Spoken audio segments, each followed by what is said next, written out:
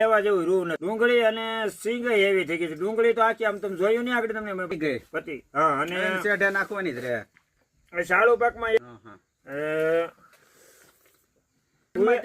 તુવેરમાં હું કહું તમને, તુવેરમાં જે ફૂલ આવ્યા હતા ને ફૂલ બધા ખરી ગયા છે.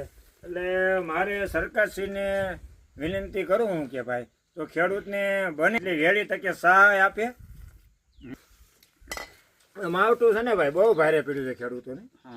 અને બીજું તમને મહેશભાઈ કહું ને, કારણ કે હવે આ દિવાળીનો ટાઈમ છે અને શ્રાવણ મહિનો આવશે અને ઘરે ઘરે એવા નાના મોટા પ્રસંગ હોય છે બધા ફર હોય એને વાંધો નહીં, કારણ કે હજી એગ્રોના બિલ દેવાય નથી.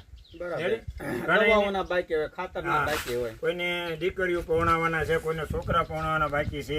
આ બધું હજી પ્રસંગો ચાલુ જ થયા છે આપણે દિવાળી ઉપર. અને આ 4 દિવસ તો તમે જોવો તો ખરા ખેતર આવીને તો આમ ખેતર આપણને આમ આંખમાં આવડા ભીની આંખ થઈ જાય. તમે આમ જોવો ને પણ શું થાય આ તો કુદરતનો કેર છે. હા, એટલે ખેડૂતને દર વર્ષે આયલું આવે છેલ્લા 4-5 વર્ષ. પણ એમ એટલે હું સરકારશ્રીને વિનંતી કરું ભાઈ